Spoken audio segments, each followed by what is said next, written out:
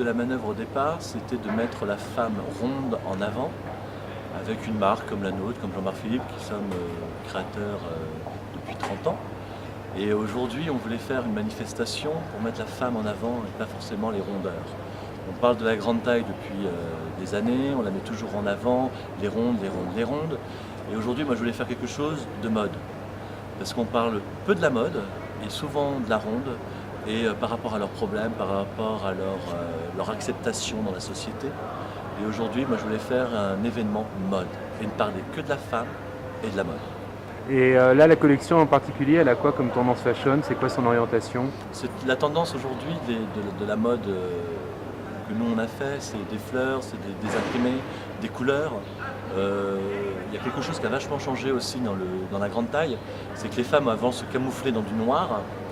Et ça fait 2 ans qu'aujourd'hui nos meilleures ventes sont des couleurs vives. Et aujourd'hui elles ont envie de couleurs, de vie, de s'éclater, de manger la vie à pleines dents.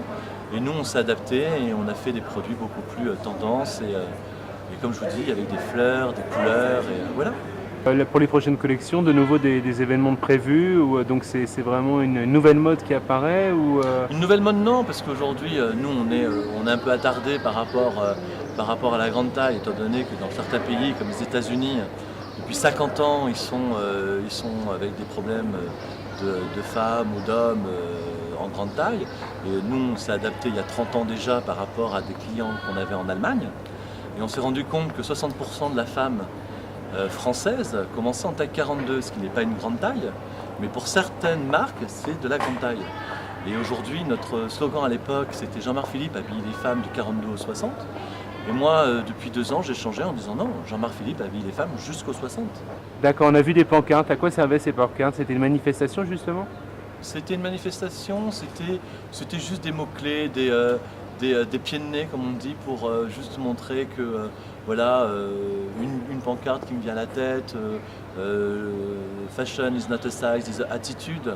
La mode n'est pas une taille, mais juste une attitude, de dire que n'importe quelle femme, quand elle est bien dans sa tête et quand elle est bien dans sa peau, peut s'habiller, voilà, et juste de ne pas se prendre la tête avec les regards des gens et de la société, tout simplement. Et Jean-Marc Philippe à l'international et en Europe, c'est combien de magasins? C'est des prix accessibles? Est-ce que c'est très cher? Parce que la mode est très très chère, on dit que... Non, on n'est pas en mode très très cher parce qu'on est dans un prix moyen de 80, on va dire 45, 50, 60 euros. Après, les pièces les plus lourdes sont un peu plus chères, mais sinon, je trouve qu'on est quand même, on est un prêt-à-porter moyen haut de gamme, on va dire.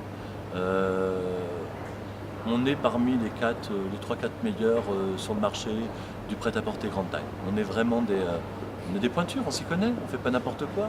La grande taille, c'est pas juste de faire une chemise qui est en taille 34 et de la mettre en taille 60.